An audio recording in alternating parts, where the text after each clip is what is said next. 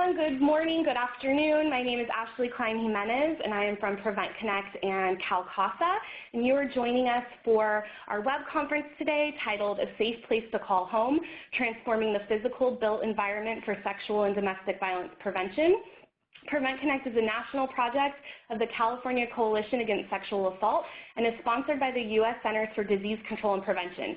The views and information provided in Prevent Connect do not necessarily represent the official views of the United States government, the CDC, or CalCASA. So I am really excited to be here with my colleagues and our partners at Prevention Institute. And so I am going to go ahead and pass this microphone over to Alicia Somji. And Alicia, would you go ahead and introduce the rest of the Prevention Institute team? Hi everyone, this is Alicia. Nice to be interacting with all of you again today. I'd like to introduce Lisa. Do you want to say hi? Hi, Prevent Connect community. It's Lisa Parks. And Morgan. Hi everyone. Great. So before we get into our objectives for today, I would like to just confirm that we have Catherine on the line. Catherine, can you just say a quick hello? Hi, I hope you can hear me now. Yes, we can. Great. So we'll just go to the next slide. Great. So our objectives today are to identify how place-based strategies can support protective factors for sexual and domestic violence prevention.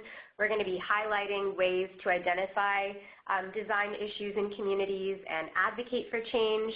And we're really going to do this by having our guests today share on-the-ground examples of their place-based work, which I'm really excited about.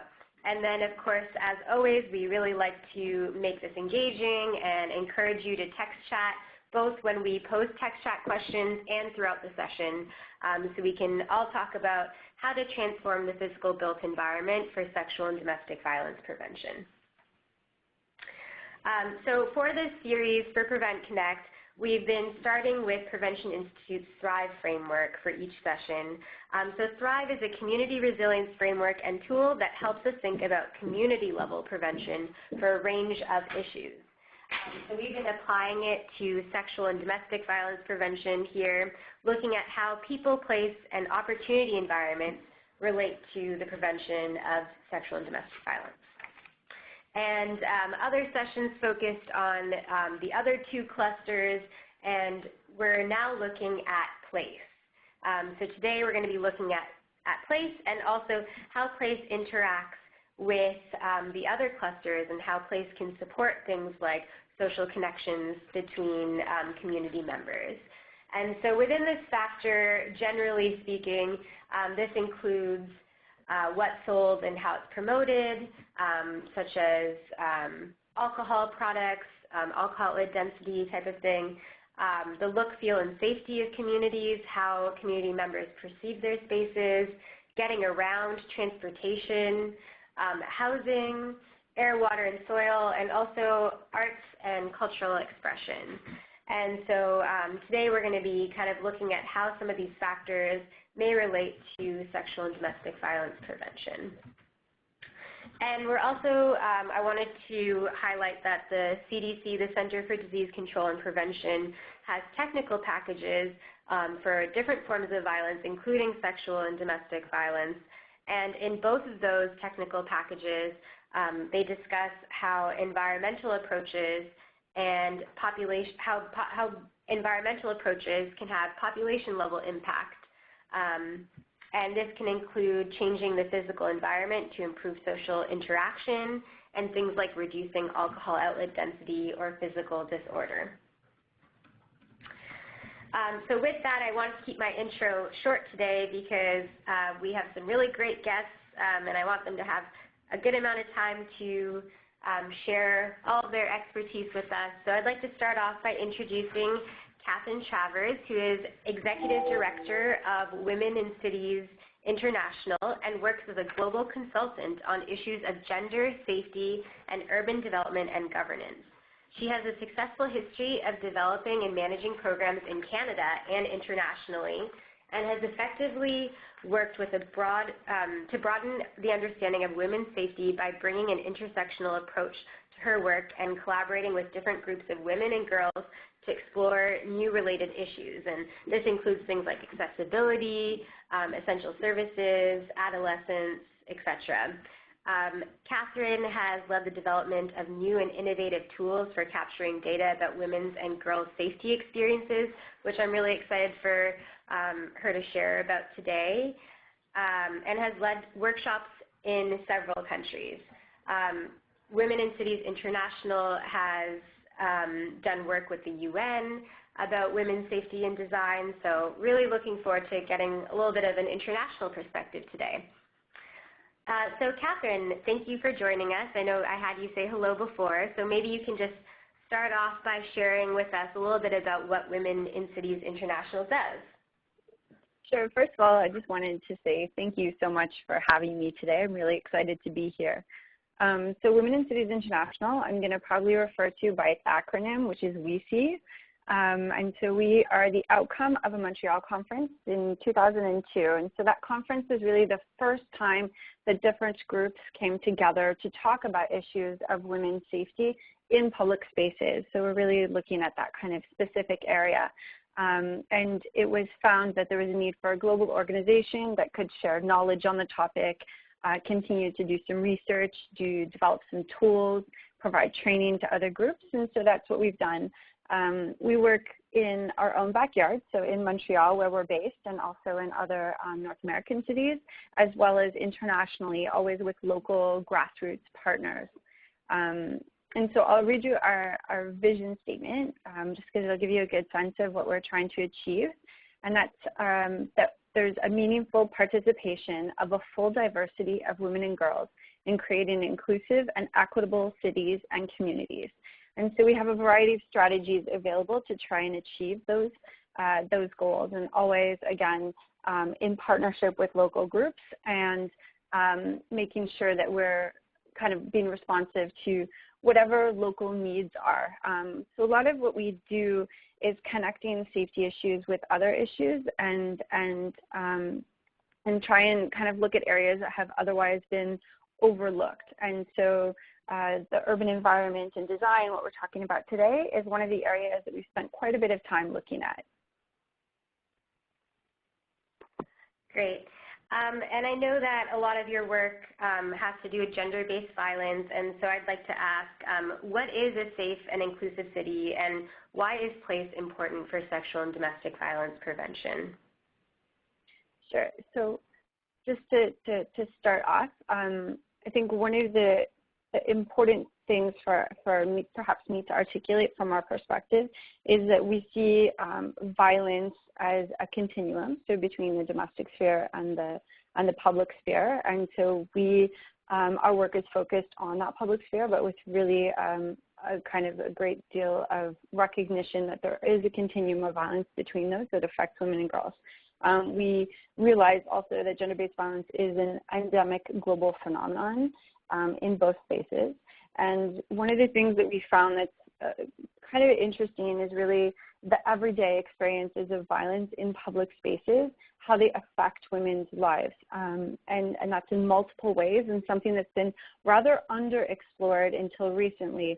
And so we have some statistics up on the slide here that show you some recent work that's been done to ask people about their experiences of violence, and sexual violence in particular, including sexual harassment, and the numbers are really astounding. And so I think that we're starting to understand what that looks like for the first time, really, it's in particular around its consequences on the everyday lives. And so a lot of that is affected to how women and girls experience cities, about how they feel in different spaces, and about what their needs are. And in particular, what we find is that they're often not taken into account when cities are built and designed. And so that leads to something that we refer to as gender gaps, which just essentially mean that women have been kind of neglected in those conversations and haven't necessarily been in charge of that development, and therefore their needs are not met. Which can lead to a variety of things, and one of the consequences of that is is certainly reduced mobility. So when transit systems don't respond to women's needs, for example, and that has time consequences. I think we ignore that women are also still the primary caregivers, and that means that they have a different set of responsibilities in their daily lives in many places in the world. And again, that lack of feeling safe in the public space has its own barriers to women achieving what we refer to as the right to the city.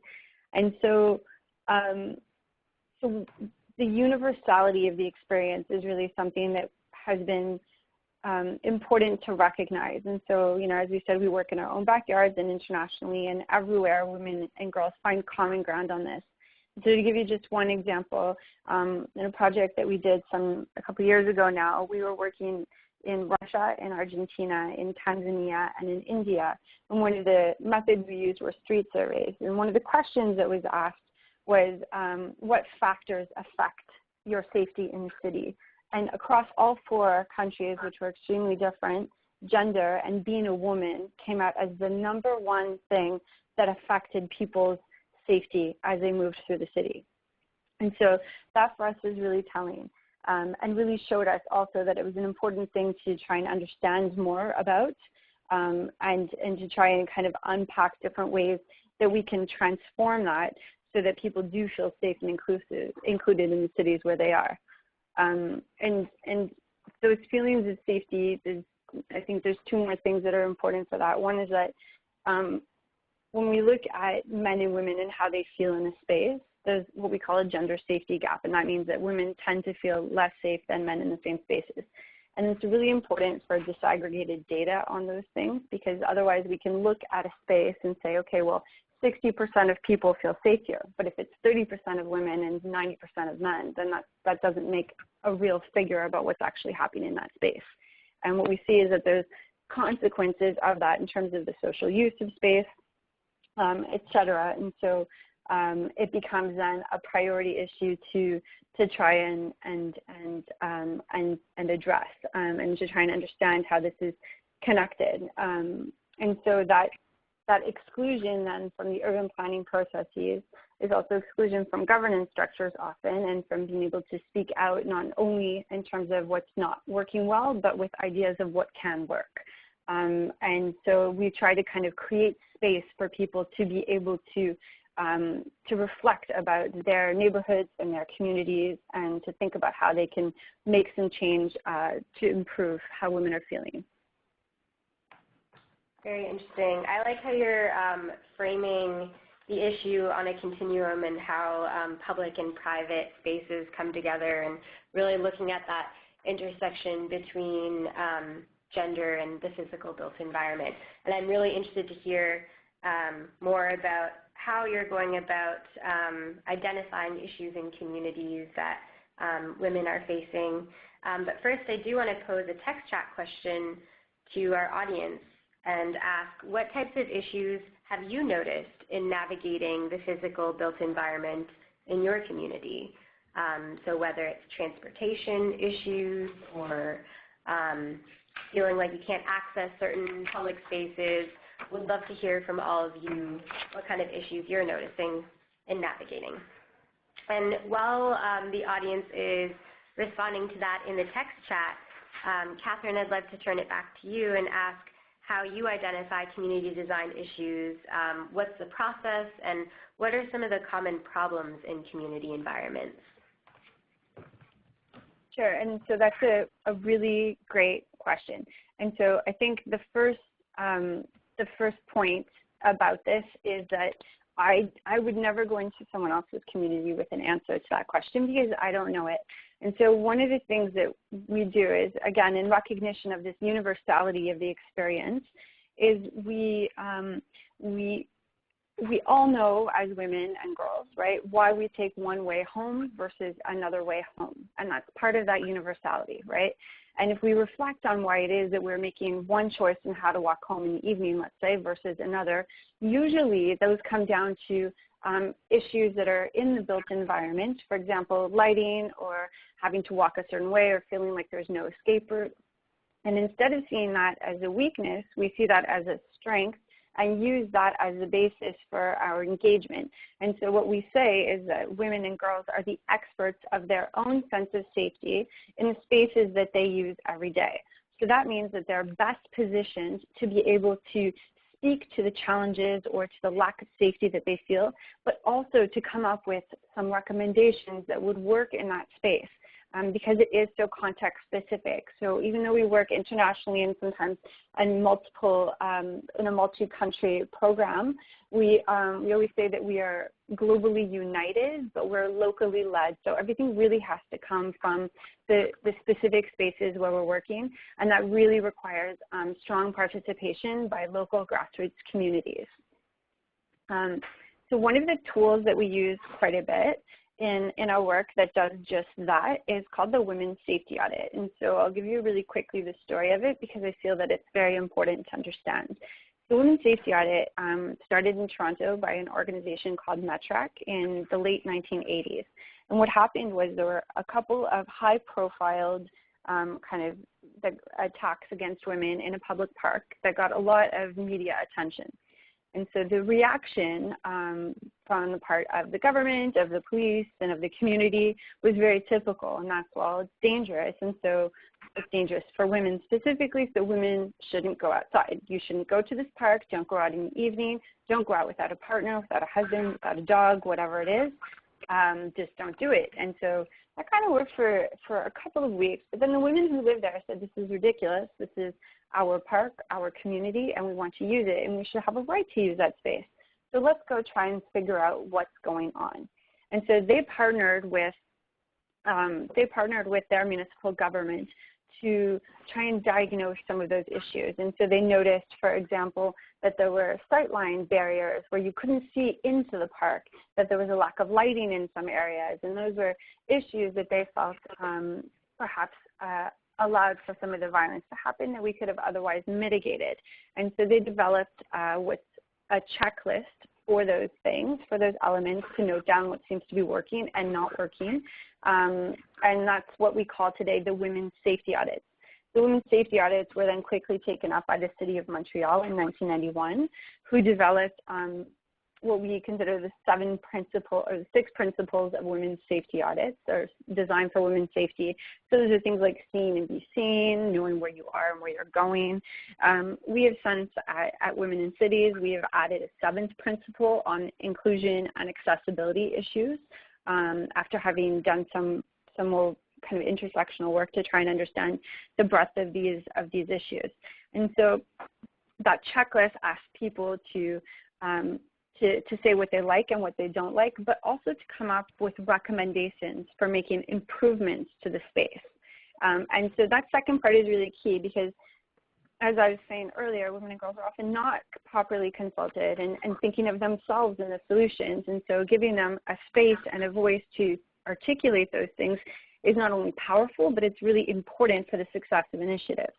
And then also, in kind of tracing the history of some of this, Vienna is a really interesting example and I think served as a lot of the impetus for the work that we've since seen that looks to do gender-inclusive urban planning and design. And so what happened in Vienna was they were doing a photo exhibit in the 1980s. And what they noticed was about public spaces is in the parks, somewhere around the age of 8 or 9, girls stopped going. So you stopped seeing girls in the photos of parks at that age. And so they wanted to understand what was happening, and they realized that in the design of the parks and in the activities that were offered and in the equipment that was there, girls didn't feel like it was a space for them. And so they stopped going there and stopped using the parks. And so since the city of Vienna said, okay, well, if we were wanting to design these for girls as well, and so it's not to make a girl-only space, but to make inclusive spaces for everyone, how would that do? And so they invested a lot of money and a lot of time and a lot of political will in doing that, and they continue to do it today. And so Vienna continues to be a leader in this, and they have done a lot of different public spaces. They've even done graveyards, because they realized that a lot of the people who are going to visit graveyards and cemeteries were older women who were widowed, and they would go and spend quite a bit of time, but there was nothing there like a bench for them to sit on. And so even just small things like that actually do have a gender component, that if you ask the people who actually use this space, you get a much better sense of what's actually needed. And so that's kind of the basis of the work. Thanks, Catherine. I really like how you shared the women's safety audit and learning those 3 principles and kind of the starting place. The quote that really resonated with me was the globally united, locally led. And I think that really holds true with what Prevent Connect tries to do with these web conferences of bringing together, sharing what communities are doing across, and then really saying that things do need to be tailored to local contexts and do need the voices of those that face sexual and domestic violence at the highest rates. And the 7 principles sound like when I first hear the question that I asked the audience, I was thinking about it for myself of like, what types of issues do you notice? Sometimes it's difficult to think of everything all at once, and those design principles, 7 principles, really help think about different aspects that maybe I wouldn't have thought of initially. So I'd like to turn it to Ashley and see what's coming up in the text chat. Yeah, I mean, I think there are so many great examples. I saw kind of 3 overarching themes that people were bringing up. Transportation, so either like a lack of public transportation, or someone mentioned, even gas prices, so people not being able to participate in transportation. Another area was around housing, so a lack of safe, affordable housing, also with disparities in income in the community.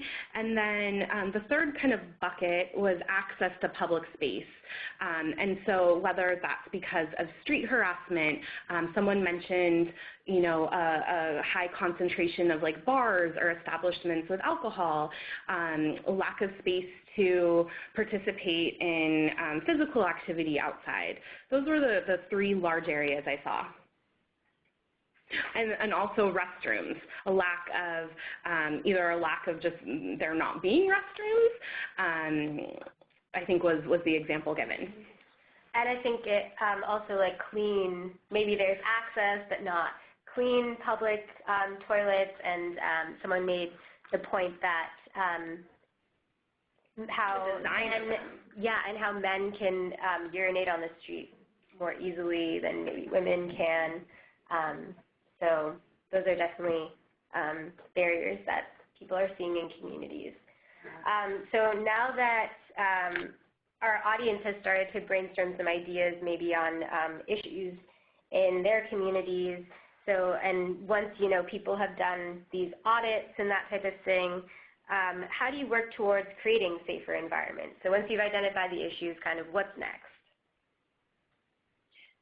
So it's a good question. So we have a slide here with some kind of key takeaways of how to do it. I think one of the things would be the audits should be seen as part of a process. And so yes, it happens kind of in an evening when you go out and you fill in the checklist and stuff, but it needs to be kind of seen within a broader context of change in the city, and an acknowledgement that things take time, right? And I think that's a really big one, because whenever we start looking at these kind of infrastructure development projects and recommendations, and it's fine to say and to recognize that a space, it needs lighting. For example, let's say there's a street without lighting, or it's only for cars and not for the sidewalks, which is often the case, and you want to change that.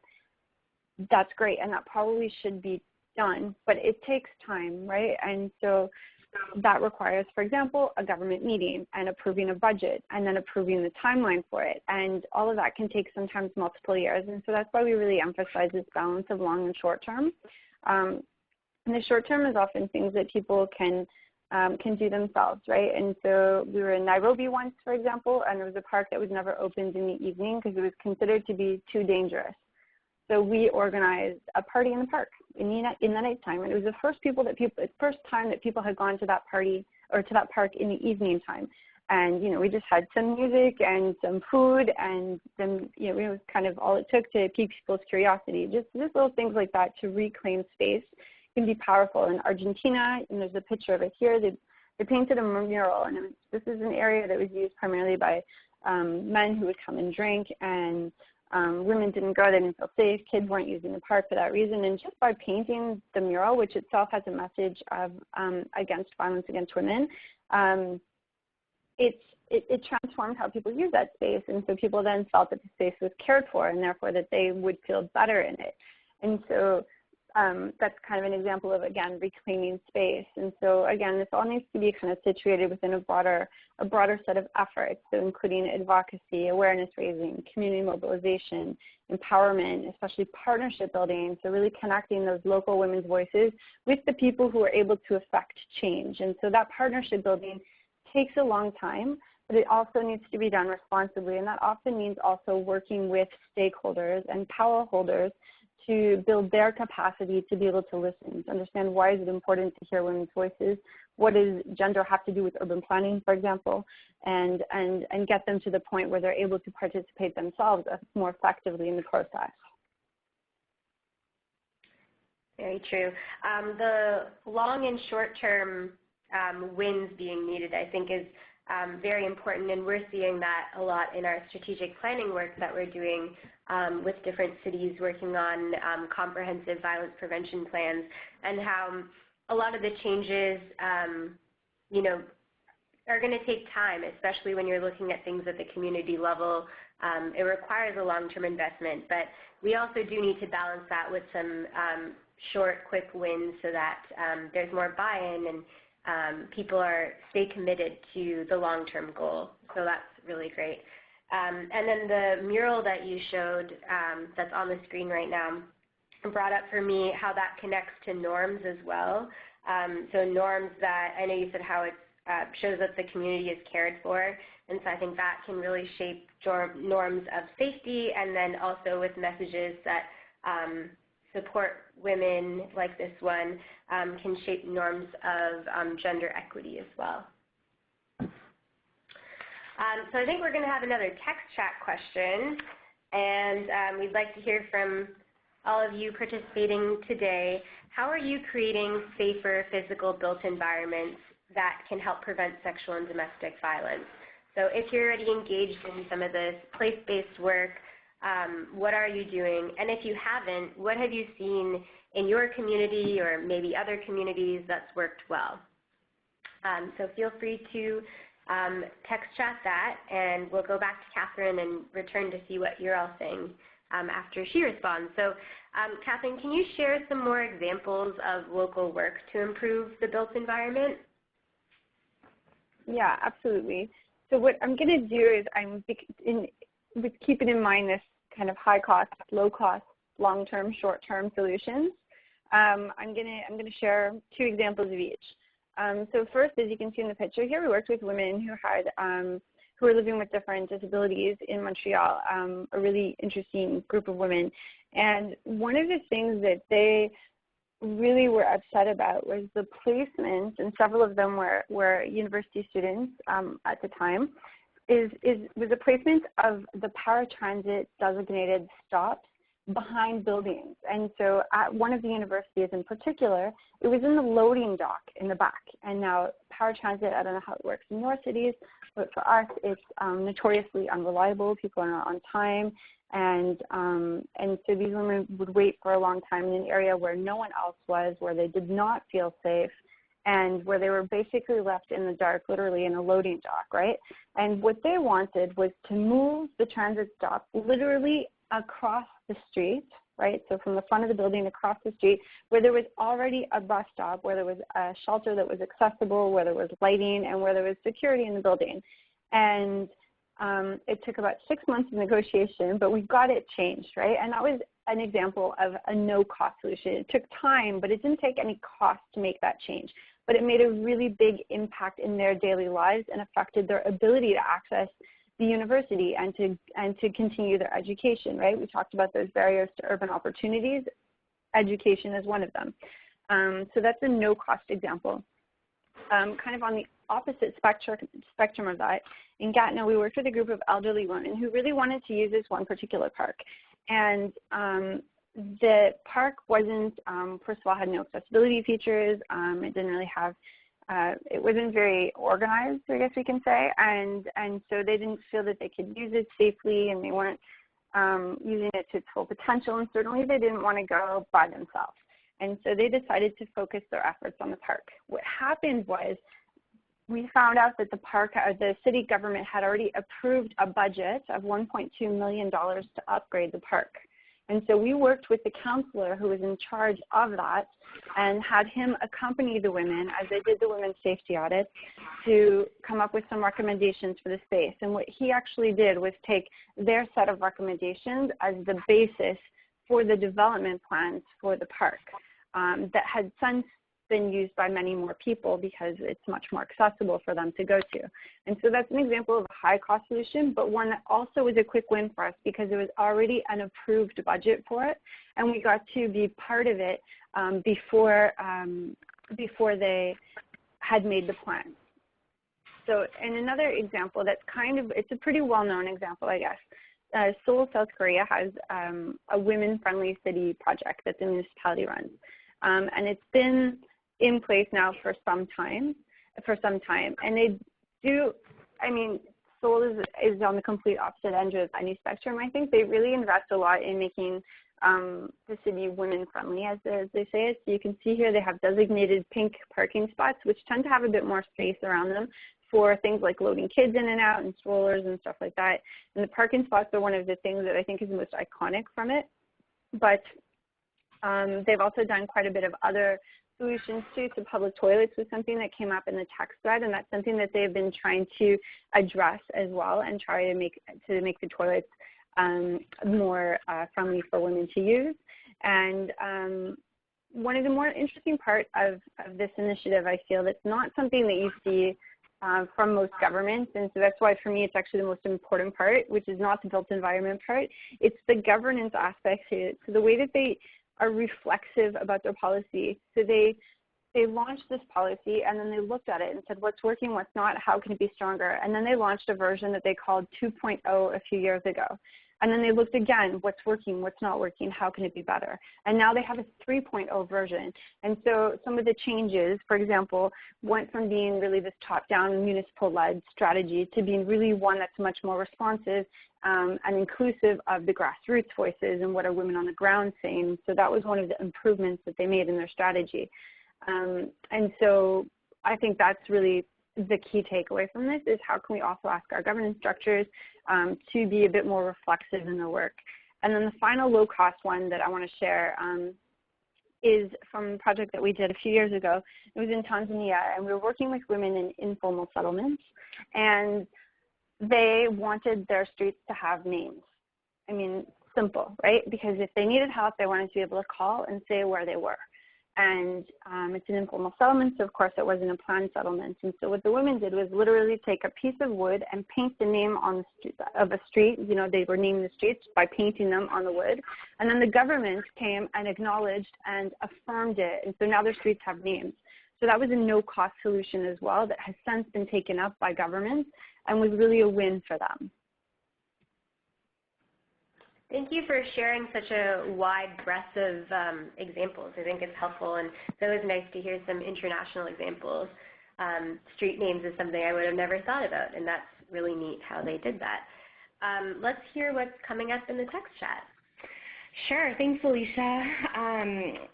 So there are, again, a lot of examples. I think one theme that kind of came up was art is often a vehicle for some of these environmental changes, and so whether that's murals or taking like abandoned buildings and turning them into an art exhibit, or there's even an example, and Jillian acknowledged that it also could be triggering, but painting stop signs, so they say stop rape. So those things kind of, it seems like, come through art. There's also some examples around like purposely using gender-inclusive language, and particularly trying to impact restrooms. There was also, I think Alma had an example of yellow stickers on safe spaces that places in the community would be kind of decided as a safe space by folks, and so folks would know that that's a place that they could go to. Someone else mentioned like the participation in national night outs. And then there was another comment about mobile advocates. So it sounds like instead of having folks come to you, advocates would go to survivors in the community as a way to bypass some of these challenges. And I did see one comment about sustainability of some of these spaces, and we're going to come back to that because we actually have that as part of our discussion later on. So I did want to say that. So Catherine, thank you so much for sharing all that you've shared. Really great work. We're going to come back to you at the end, but I'm going to hand it over to Lisa to share a couple of examples. Great. So I'm so excited for the examples that all of you shared too, and I want to talk to you and learn more about the work that you're doing in putting this web conference together and really exploring the intersection of physical environment and sexual and domestic violence prevention. We've really been hungry for examples, so I'm excited to share a couple of examples, and I think some of the themes that we've been talking about really apply to these as well. So I've been excited about bringing up the question of who's involved and who makes the decisions, and people are the experts of their own lives and can bring insight about what's not working as well as what could work better. And I love what you said, Catherine, about looking at existing budgets and engaging different people in making the decisions about what's done with that budget to change how it works for people. So I think those themes will resonate a little bit in these two examples that we've been admiring. One comes from the Newport Health Equity Zone in Newport, Rhode Island, and our friends at the Women's Resource Center has been taking leadership in mobilizing residents and multiple sectors to promote health equity and safety.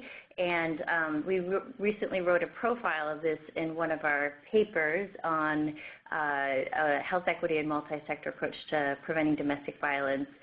If you want to learn more, but really quickly, some of the things I want to point out about this example is that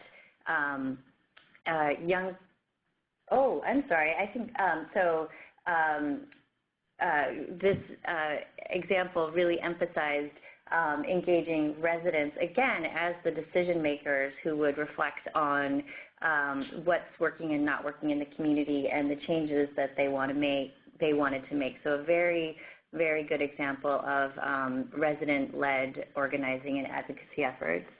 And another example to bring up, some of you may also be familiar with this example.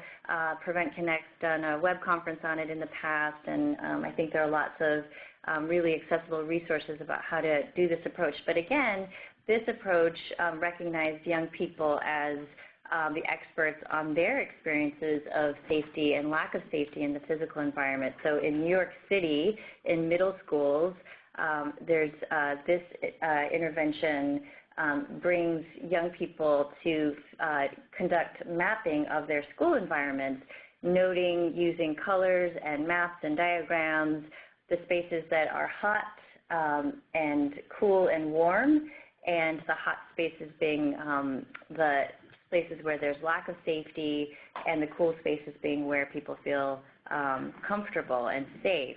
And then engaging those young people to then be involved in the problem-solving process of how to make the hot spots cool and safe. And that initiative has been evaluated, and there's really strong evidence of its effectiveness. Again, the low cost, taking existing school budgets to look at how to rework the physical environment and rework how those social interactions are happening in those physical environments, and a dramatic reduction in rates of sexual harassment and sexual violence within the school environment. So I encourage you to check those out. Thanks, Lisa. So next I'd like to introduce Linda and Colleen from Indiana, and they're going to be sharing with us about a park initiative Linda Wilk has served as the Hands of Hope Director at Family Service Society, Inc. for the past 23 years, as well as chaired the Mayor's Commission Against Domestic Violence. At the state level, Linda is currently serving on the governor-appointed Indiana Domestic Violence Prevention and Treatment Council and the Indiana Sexual Violence Prevention and Treatment Council.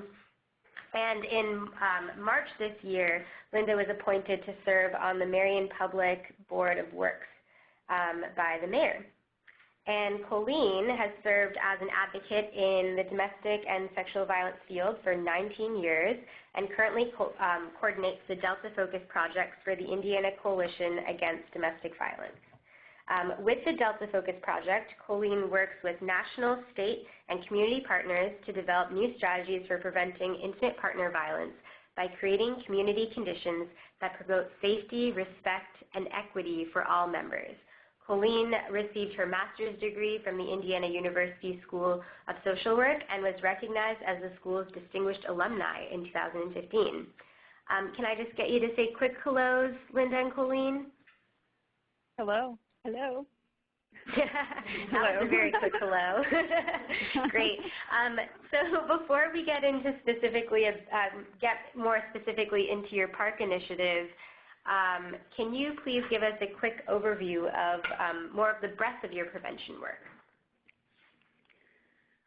Sure. This is Colleen.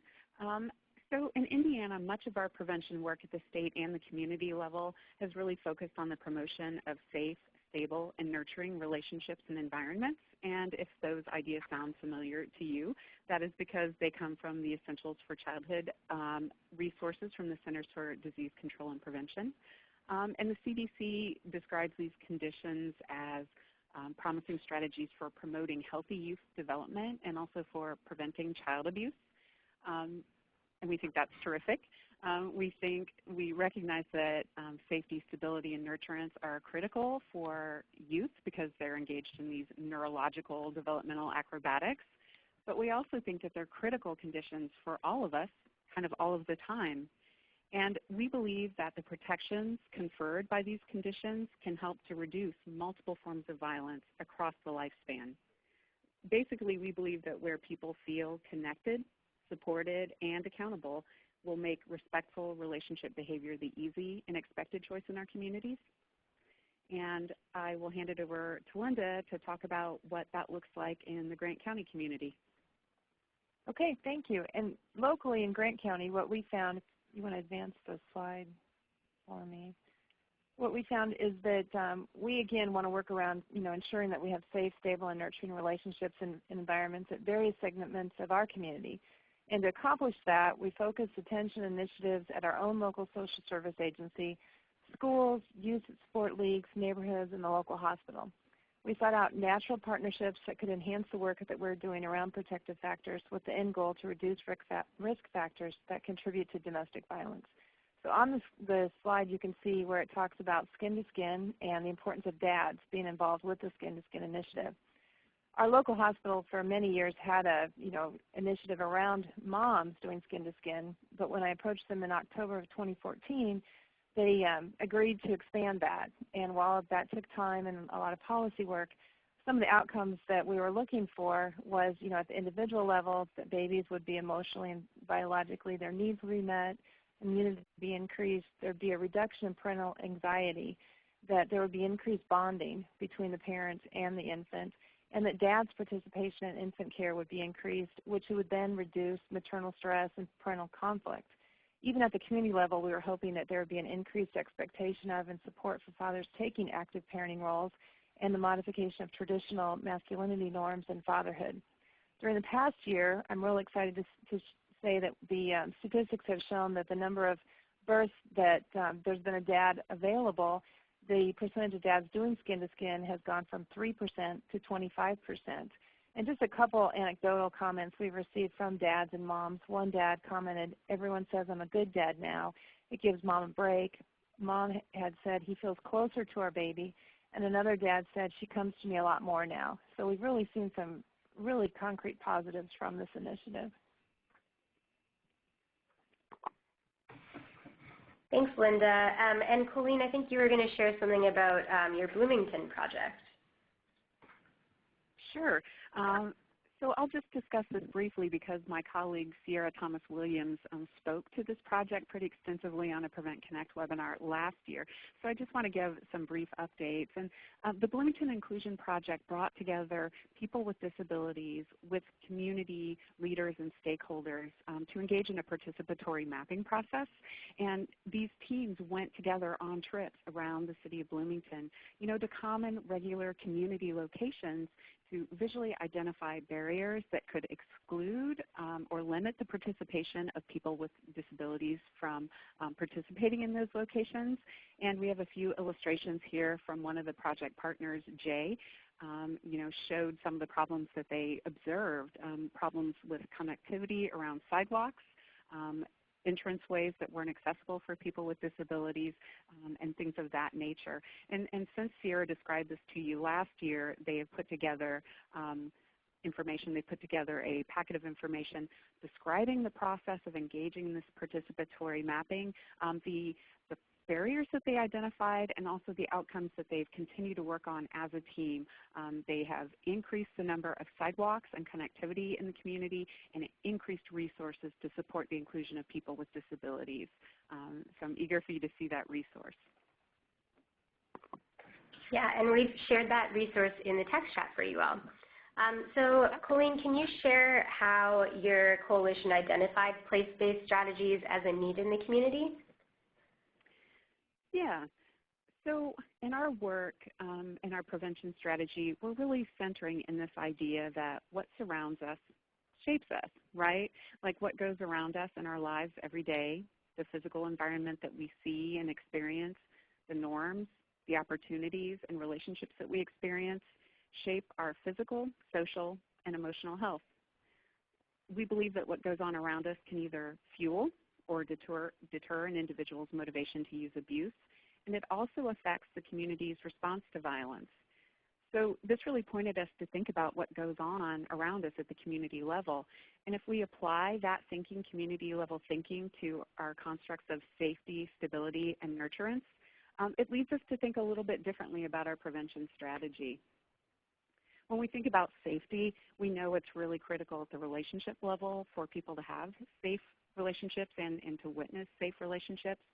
But it points us to think also about what goes on in the community that allows us to feel safe, and points us to think about things like the quality of our air and our water, but also to address discrimination and the systemic racism that tends to concentrate environmental dangers in low-income communities and in communities of color. When we think about stability at the community level, we know that stability with caregivers and consistent consequences are important in relationships, but thinking as a community, it points us to think about what community conditions support families and individuals in feeling stable. And we think about things like transportation, that's come up a lot in the text chat. Think about affordable housing and food security. And when we think about nurturance, we need to think about what our community policies and investments and practices are that can support families in providing the kind of loving care that we all want to give. And that invites us to think about policies like paid family leave, but also the quality of our streets, our neighborhoods, and our parks.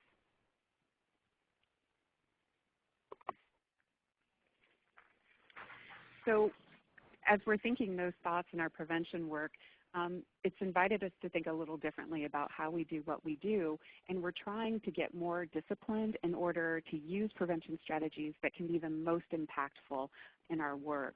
And to do that, we have created this framework that we use to think through strategy to decide, if it's an effective one, if it's a right one for us to use. And the first question that we ask ourselves is, do we think this strategy will be effective? And why is it that we think it'll be effective? Do we have research evidence, community-based knowledge, or practice-based experience that makes us believe that this will be an effective strategy? The second question we ask feels so critical, and that is this strategy ethical? Is it fair? And with that question, we're really trying to move the burden of responsibility around violence prevention off of the shoulders of communities and individuals that we think are vulnerable to violence and put it on the shoulders of the broader community and stakeholders and power holders.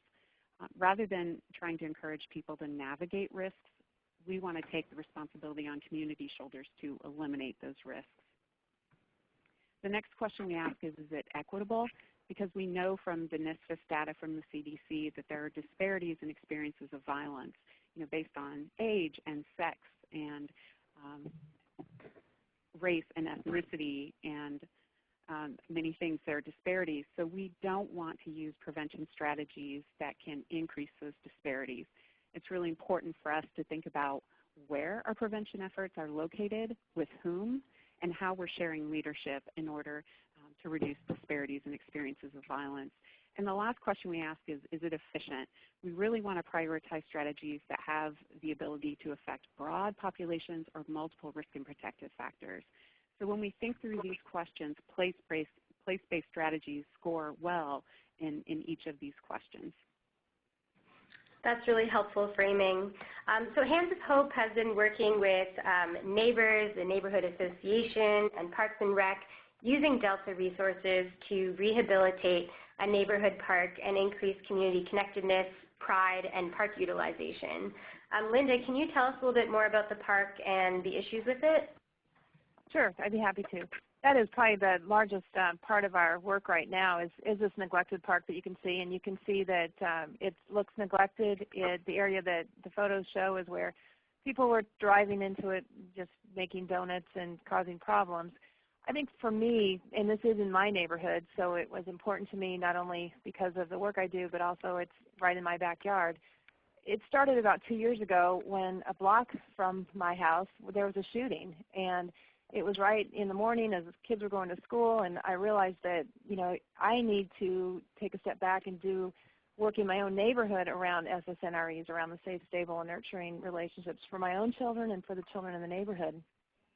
So that began a journey for me that involved getting out and walking the streets in my neighborhood, as well as working to see how can I improve and increase social cohesion and protective factors to reduce the crime that would benefit all of our neighbors. And then in addition, Marion and Grant County, like many other communities across the nation, are struggling with a heroin epidemic. And one neighbor commented that he was hesitant to let his children play in the neighborhood for fear of needles. So we're really working to break down some of those barriers. Thanks, Linda. So often to move from an idea of building all these partnerships to really acting and addressing some of these factors, it can really take political and community will. And some things might require sign-off by decision makers to authorize staffing or other resources. And some things might not require a directive from decision makers, but still might require inspiring people to act. And so we want to ask a text chat question to the audience on how have you created political and community buy-in for change. So it doesn't necessarily have to be for place-based work, but we'd really love to hear from you, in work that maybe has required multiple sectors or government buy-in. How have you gone about doing that? And while the audience is answering that, can you both share how you've been building political will and advocating for change? This is Linda Wilkin, and I'd be happy to say that, I think what people need to realize is that it doesn't take the CEO of a company or the mayor of the town to get work done. In fact, I think what you've heard with what Catherine's talked about is some of our greatest allies are the people in our neighborhoods that are just the common folk. I mean, I have found two of my strongest allies to be people that aren't politically involved at all. You can see from the photo of the neighborhood park that we're working to relocate, these are just common folk that came together that saw a need. And in addition to, the park work that we're doing, we also knew a couple other initiatives that might be helpful to change the culture of our community was implementing a trash ordinance and a leaf ordinance. And that took, again, neighbors coming to city council meetings and saying, we want this. This isn't just something that your department heads want, we want this. And it didn't come easily. There was a lot of resistance from landlords not wanting to clean up their properties. And yet we knew, again, that could reduce crime by doing that. So I just really think it's important that people realize each one of us have a role to play in reducing violence. Thanks. So Ashley, you want to share out what's happening in the text chat? Yeah, so what I'm seeing so far is, I think a good point is being a part of the community and involving yourself. So, showing up at community meetings to meet folks and engage with community members, inviting community members and local leaders to trainings and events that are happening. It looks like as I'm talking, things are rolling in. But building coalitions, some of this work might need to start at really kind of providing that just basic relationship building with folks in the community. Thank you. So back to the park initiative. What strategies and improvements are you advancing in the park? We have really been working hard and long at doing advancements. First we wanted to find out what was there, so we started by first painting the current equipment that's there, getting a group of students to do that, taking out pieces that weren't safe any longer. Then as the Parks Department saw that we had a vision, they offered a approximately $30,000 piece of equipment, which you can see part of it on this picture now, that they said you can have it as long as you can move it. Well, we are in the process of taking pieces of it off and hoping to have an excavator actually physically move what's left to the new park. In addition, in the next slide, you'll see that we had some of these, they're on the left look like really old pieces of equipment that were taken out of the ground, and one of our volunteers is in the process of repainting them. So making it beautiful again. We also will have a mini library in the park.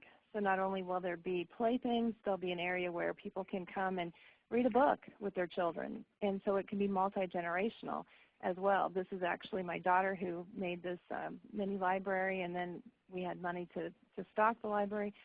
We'll also be so that people can't travel into the park as easily, we're making a natural berm in the park. So topsoil and dirt will go along the entire way of the park. And we will,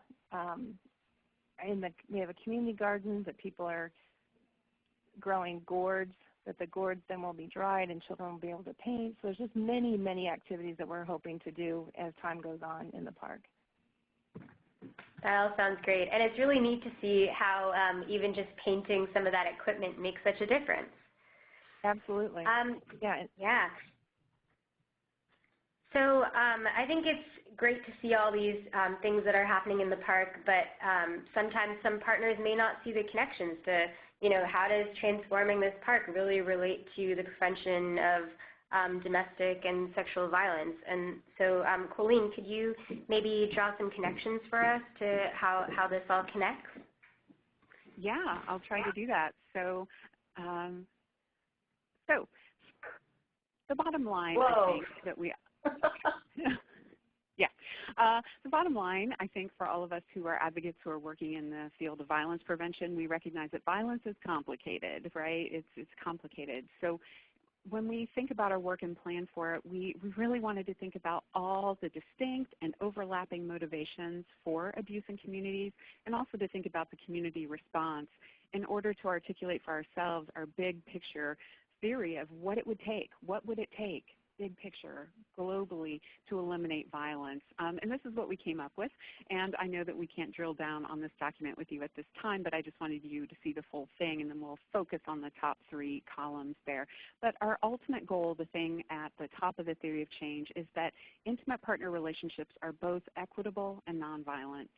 It felt very necessary to us to address violence specifically, but also that didn't feel sufficient. We want relationships to be free from violence, but we also want them to be full of respect and equity and fairness. So that is the goal we're working on. And to get there, if we drill down, we really feel like there are 3 categories of conditions that we need to meet in order to reach our vision. So starting at the top left, the first category of conditions that we are working on is we want to create conditions where respectful relationship behavior is the easy and desirable choice. And to accomplish that condition relies on lots of modeling, right? Like we need to see lots of relationship behaviors in public in order to normalize respectful relationships as our shared expectation. And if we think about place-based strategies that invite people out, that engage people and welcome participation, those are places where we can see lots of relationship behaviors, right? We can see romantic relationship behaviors, but also friend behaviors, and relationships across generations, as well as parent-child. So safe space creates the opportunity for modeling and normalization of the desirable behavior. Then the middle column, the condition that we're trying to accomplish is one where abuse is not an option that someone feels the need to choose. And that's a big column. This is the column of activity that really focuses on the structural stuff that goes on around us, right? But also the drivers that inform the conditions in which we live our lives, things like our public policies, practices, and investment, and how those affect things like our roads and our schools and our neighborhoods. And we want to focus on the determinants in which people are living their lives, because we believe that some people choose to use abuse to compensate for feeling disrespected, disempowered, excluded, right? So if we create community conditions where people feel valued, where they feel like their community is valued, and by extension the people are valued, we believe that we will reduce feelings of alienation and disempowerment. Those community spaces, we believe, will reduce stress, which is a risk factor for intimate partner violence and other forms of violence, and that will also increase social engagement and participation across the community. Then the last column of conditions on the right that we seek is that abuse is not an easily available option for someone to choose. And for that category, we're thinking about the people maybe who aren't choosing to use abuse out of an experience of disadvantage, but rather people are using abuse out of experience of privilege, and they're behaving abusively maybe just because they can, or maybe very strategically to reinforce that privilege. And where that's happening, we believe that place-based initiatives like a park create space where communities are connected and social accountability is increased to check people who are behaving abusively out of an experience of privilege. So that's kind of our big picture conceptualization of what we need to achieve to eliminate violence, to increase respect. And we think a place-based initiative really speaks to each of those categories. Great. You really have thought about these things comprehensively. I know Lisa was astonished with how amazing your logic model is. Yeah, and I just really appreciate this question and going back to Thrive and that and including the example of the skin-to-skin contact. It's not one factor or one action or one park that's going to be able to end these forms of violence in our communities, but when we're so thoughtful about these multiple kinds of actions and how they're mutually supportive, I think you really make a great case. So thanks for taking the time to explain that. So we're going to have our last text chat of the day, which is, what challenges have you faced in transforming the physical built environment? It all sounds great, and there are some really great things that can come out of it, but it's not easy, and it does require maybe some more structural things than other efforts may. So please share in the text chat what challenges you're facing. And Linda, can you also share with us challenges you've faced in the park with the park initiative? Absolutely. I think patience is the hardest thing for me. I want it done now, and I feel like if you're going to give me this piece of equipment, why can't we get it moved tomorrow? So I think remembering that when you're working with a governmental entity, while they want to be helpful, they have other projects, other priorities that crop up. And so while this is my main priority, it took a long time, for instance, to get 2 trash cans and 2 grills in our little park. But we have them now, and so every step that the Parks Department is able to do for us, I praise them extensively because I know that there's many other things that they're working on. But we're seeing progress, and we're seeing more people come to the park, and a lot of this has been donated. A lot of this is volunteer time. So, again, I think remembering patience, but being very diligent in making sure that people know that, you need this done, and then when they do it, as publicly as you can thank them. I think that's critical too. Thank you. Ashley, what's coming up? Sure. So I know that we already touched on one of these challenges earlier with just sustainability, right? That that we might be able to accomplish something, but what happens long term? So being able to sustain the changes that can be created. Funding is a big one that's coming up from folks, and then also buy-in. So how do we communicate that these strategies impact violence? And I think Colleen was really helpful just a few minutes ago, kind of talking us through that. But yeah, those seem to be the big ones for folks. Yeah, and sustainability is definitely something that I'd like to talk about more. So I'd love to hear from folks in Indiana about what the next steps are for your park initiative and how you're ensuring sustainability within these place-based solutions. The next step really, again right now is getting this large piece of equipment moved. This fall it's putting in that berm. It's making sure that the trees, the bushes, everything that we're putting into the park can be low maintenance. We are reaching out, or will be reaching out to local funders for additional funding as we do new initiatives. You can see that that's the structure that is going to be going to the park. This is the actual park itself. We had a local from City Hall in the engineering department created this design for me that shows, you can see the berm and the areas of where we're putting equipment.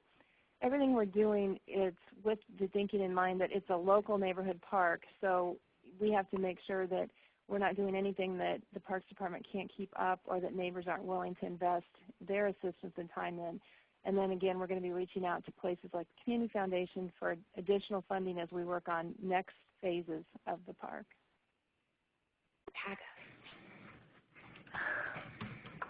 Great, and yeah, it's exciting to see, and I'm looking forward to seeing the pictures once everything's in the park and hearing about it down the road. I'd like to bring Catherine back from Women in Cities International to hear about what considerations for sustainability, what are your considerations for sustainability going forward? Thanks. Yeah, it's a really big question, and I don't think one with easy answers. I think that one of the things for us to keep in mind is that we have a new global context now, and I think that gives us both opportunities and responsibilities. And so there are two important things that happen kind of at a global normative level that affect this very conversation. So the first is of course, the adoption of the Sustainable Development Goals. So Agenda 2030 at the UN that replaced the Millennium Development Goals and that make all governments accountable. So that includes the global north and south. So it's a bit different than the Millennium Development Goals. And within that, there's one, of course, on gender equality and empowerment. There's also another one on urban, which includes public spaces and also includes women's safety within it. And so really clearly it shows that it's a priority at a global context, at a global level, and that also all member states and so all national governments have to report on those indicators, which kind of creates an opportunity for us to put public pressure on our governments to react and to show leadership. And so related to that as well, last year, again, member states of the UN, so all national governments, adopted the new urban agenda, which kind of sets targets for urbanization over the next 20 years. So these are really long global agendas that I think we have to think about how are we localizing. So how are we taking these and using them as entry points to put some pressure on our governments to think about how we're going to implement.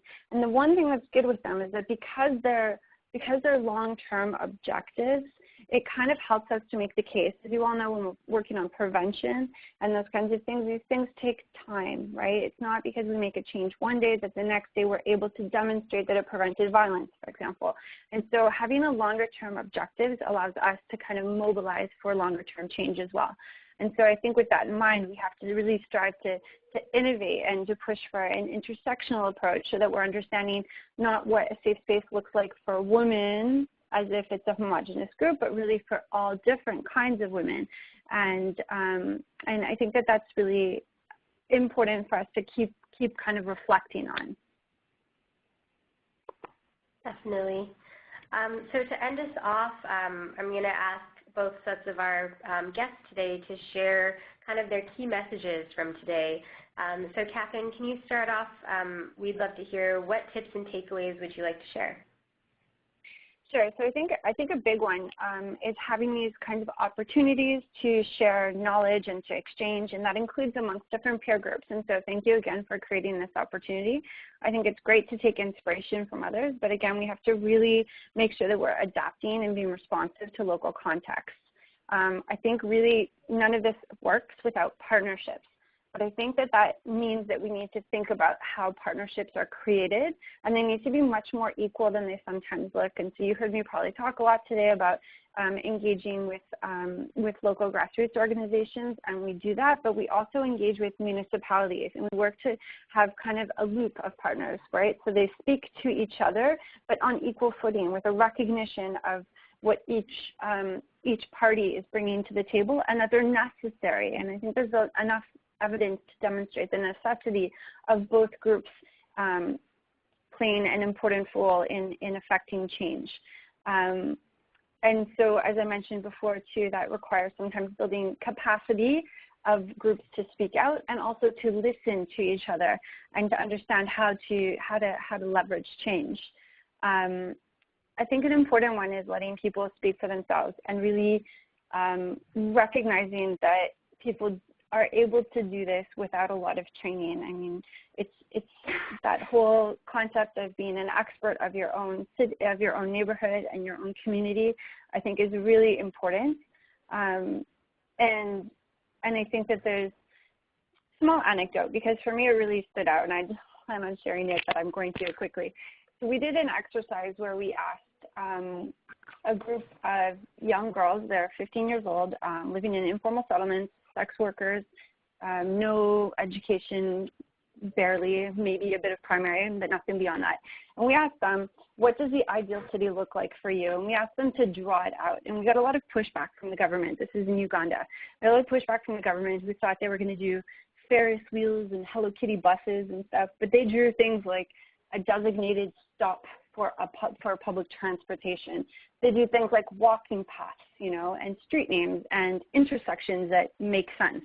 And we repeated the exercise with urban planners, and literally they drew the same plans. And I think that really shows that it doesn't matter what your training is, you can speak out for yourself, and you do have something to say, and your voice is valid. And so I think what we talked a lot about today in terms of these place-based solutions was a lot about the built environment. But I think if we're really looking, at affecting change and preventing violence, then we have to be much more ambitious. And we're looking at transformation. We're looking to challenge existing cultures and social norms, allow for this kind of violence to be epidemic, really. And so that requires us thinking and working at different levels. So from the individual up to institutions and at community level, to think about how can we challenge some of the things that we really take for granted, to really make sure that we're being transformational in our impacts. And I think we really have to never stop striving for more. And I think that's so important, especially in the context lately where sometimes we hear about people striving for status quo because there's a fear of moving backwards right now. And I think we need to really set the bar a bit higher and to keep moving towards that new standard. Thank you so much, Catherine. That's very helpful, and I'm glad that you decided to share the Uganda example. It really helps create some of that. So Linda and Colleen, what would you like to share as your key takeaways? Yeah, so part of our thinking around place-based strategies in terms of energy investment in our prevention work is that these strategies are efficient, right? Like if we change a structure or a policy or a practice, those things tend to stay changed, right? Like they require some review and some maintenance. It's not that they're without effort going forward, but if we think of those efforts relative to individual level education, the amount of effort that we invest in dosage and boosters to just try to change knowledge and attitudes, we think that place-based initiatives, because they tend to be more structural, have built-in sustainability. Those changes they stick. So we like that in terms of the efficiency and in terms of the potential impact. Another idea we had about these strategies is that a terrific strategy can provide a lot of solutions across a range of problems. When we think about the park, it has the potential to have positive effects on the community's physical health, social health, emotional health, and economic health. So that solution could just bring together a lot of new and different partners to work together to our mutual benefit. And I think in our work, I know I have spent a lot of time in conversations and debates about the nature of violence and who is most affected and who is most responsible. And I don't mean to suggest that we should ever give up on those conversations or that analysis, but I think sometimes strategically we can just move to mutually beneficial solutions that can have the positive impact that we seek on our problem and on culture, and sort of bypass in some cases strategically those points of contention. And I think this is Linda. I think the final point, building relationships, is key. I can't overemphasize that. The work that I've been able to accomplish is because I've built those relationships, both governmental and community, neighborhood relationships. People trust me. They know that what I say I'm going to do, I'm going to do. And I know we had a lot of naysayers. Oh, that park's been abandoned for 20-some years. It's a horrible place. You're never going to turn it around. Some of those naysayers are now visiting the park. They are now buying into it. We are seeing a change in our neighborhood. We're seeing crime reduced. We're seeing more people out and about. And so domestic violence is decreasing. So I think, never underestimate the power of yourself and the relationships that you are building every day and the modeling that you're doing in your community. Very empowering. And Colleen, what you said about a terrific strategy can provide solutions for multiple stakeholders and issues, I think connects well as a little plug for our September 20th web conference. Be sure to register for that, because it's going to be all about addressing underlying factors of multiple forms of violence. And we'll also be talking about community trauma a little bit too. On that note, we do have a bunch of resources that are very relevant to this topic to share with you today. So first of all, Catherine, do you want to say a little something about these resources? Nothing in particular, just that everything, all of our tools and publications are available for everyone free of access on our website. So we invite you to consult them, and if you have any questions or want any more information, we invite you also to contact us. We'd be more than happy to help out. Thanks, Catherine. And all these links we'll be sharing in the text chat, and they're also in the slides. So I know you probably can't write it all down right now, but just wanted to flip through a few of these resources that I've looked through and I think would be really helpful for those who are wanting to learn more about things like the safety audits or designing communities for safety. And then Indiana, would you like to say anything about these resources? Yeah, I can be really quick. I just have a few resources for your consideration. The general ICADV website if you want to get more information about our work. If you'd like to learn more about our thinking around safety, stability, and nurturance and how we think about that in the context of preventing intimate partner violence, we encourage you to check out our Small Moments website. Also, there are a broad range of community-based examples of all the diverse and creative ways that communities in Indiana are doing this work to promote those conditions. And the last thing is our Prevention Toy Box, which is a collection of games and activities that we've created to help educate and practice. So this is for prevention practitioners and our allies to help us think through how do we do higher level social ecology prevention. So 5 games in there, but one in particular I would draw your attention to in the context of this conversation is a game called Fun for All that engages players in thinking about how do we construct community environments and common community spaces in ways that invite and allow for full inclusive participation. Great. And we also at Prevention Institute have 2 hot off the press reports to share with you that are very relevant to today's topic. I know in the text chat there was some conversation about gentrification and displacement, so I do recommend checking out Healthy Development Without Displacement. That offers a range of strategies and voices of different practitioners. And then we also have our new Health Equity and Multi-Sector Approach to Preventing Domestic Violence, which also talks about bringing together partners in other sectors and addressing some of these place factors that we've been talking about. And then these are two older resources of ours that you can also check out. So thank you so much to our guests today, Catherine, Colleen, Linda. I think that the two really built off each other, and the two sets of presentations, and I think I learned a lot today, and I hope that the rest of our audience did too. So thank you so much. Thank you, everyone. This is Ashley again from Prevent Connect, and I just want to thank our partners here at Prevention Institute. Thank you, Alicia, Lisa, and Morgan, and then, of course, thank you again to our guests. And thank you all for joining us again for another web conference for the work that you do every single day.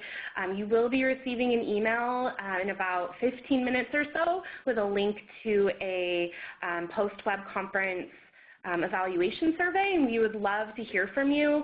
It shouldn't take you any more than 5 minutes to complete, and that's really useful for us, so I hope that you will do it. I'll also be sending out an email in the next, either later this week or early next week, with a link to the recording of this session if you want to share it or if there's something that you want to go back to.